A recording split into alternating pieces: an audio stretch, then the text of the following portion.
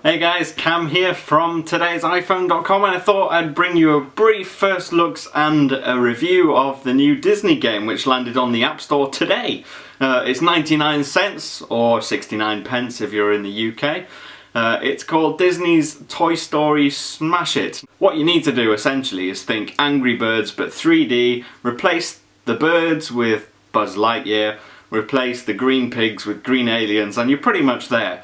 The reason I love this game so much, there's no in-app purchases, so I can just leave it with my kids and they can play it, but also I love Toy Story. I've got all the movies. I've got Pixar on video. I've got Pixar short films from before Toy Story on a DVD. I mean, I love Toy Story. I just do, and I think the characters in the game obviously have got a nostalgic thing about them, because obviously I was brought up watching Toy Story when I was really young, so I get to educate my kids with the same knowledge. And now essentially the aim of the game, as with Angry Birds, is that you pull back to let go of the ball. It's the yellow Pixar ball that you see in one of the earliest Pixar movies, Luxo Jr., the one with the lamps, and he squashes the ball, and basically that ball, Buzz Lightyear throws it at some blocks and knocks them down, and as you progress you unlock more potential abilities, so you basically more projectiles, so you can have there's a ball,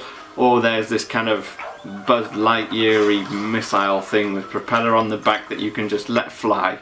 You've got wooden blocks, you've got glass blocks, and you've got metal blocks, and depending which one you hit they react in a different way. Wooden blocks, as you'd expect, will just topple straight over. Glass blocks smash to bits, and metal blocks are a little bit more tricky. But the aim of the game is to destroy all the green aliens before all your weapons run out, and also to get as many points as you can by collecting the gold cubes that are floating in the air as well. It's a really fun game, really simple. And you can tell who it's aimed at. I mean, I know it's not aimed at me, but that doesn't mean I'm not going to enjoy playing it anyway. But if you're looking through the settings of the game, you can see that it's so simple. There's icons, it's like music on or off. And that's pretty much it. There's like 2 or 3 different options in the settings. It's not complicated. Very easy to use, and once you've shown your kid how to use it once or twice, then they can do it pretty much easily straight away. So in the game, it's obviously made to be easy to play relatively. It's got like a target aim thing with a tracker that shows you the trajectory, but that's not to say it's not challenging sometimes, because the way the blocks are laid out, you have to move Buzz Lightyear, because you can actually, he's not stuck in one place like you'd get with an Angry Bird. You can move him along. He runs up like rulers and books and stuff, and you kind of get this 180-degree pan where he runs around and try and get the optimal angle to try and get all the aliens down as quickly as possible. Now, obviously with this being the first version of the game, I'm not sure if the developers are thinking of releasing updates like Angry Birds gets. So to talk about whether it's value for money or not is a little bit too soon, because there could be an update in a couple of months' time and you get more levels. But as it is, there aren't 100 million levels on there. There's a few, and they're all fun to play. I got through the first episode of I think about 20 levels, and you know, it's one of those games where I'm not going to begrudge spending 69 pence on, because it's so cheap. It's not free, granted, but because there are no in-app purchases, that's the only way they're going to make any money off it. So I'm okay with that, and I think it's a really fun game. I think it's certainly worthwhile playing. It's got the right theme tune, it's got great graphics, so if you're playing it on the Retina iPad or the iPhone 5, 4 or 4S, you're going to get really good quality graphics on there.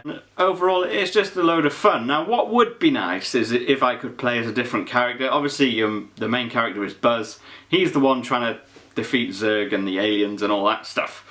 But one of the first things, and my daughter's really good at reviewing games, and she was like, I want to play as Jessie, or I want to play, and my little boy wanted to play as Woody, and I was like, well, you can't, because you can only play as Buzz. So that would be something worth considering, Disney, if you're listening. Please let us play as different characters. Don't just let us be Buzz Lightyear, unless I haven't got far enough in the game to unlock other characters, but from what I can see, it's just Buzz Lightyear. So maybe in future updates that'll be an option, but that's the only thing I found frustrating. Out of 10, if I was to give this a rating, certainly an 8. It's definitely worthy of an 8. 9, pushing it a bit too far, and 7's not generous enough. So It's a fantastic game. You're not going to regret. If you like Toy Story, you're going to like this game. It's great fun. Go download it if you like. If you want to ask me any questions at all about this game or any other apps or about anything in general, please feel free. I'm on Twitter at @TIP_Cam, and I will see you again soon. Ciao.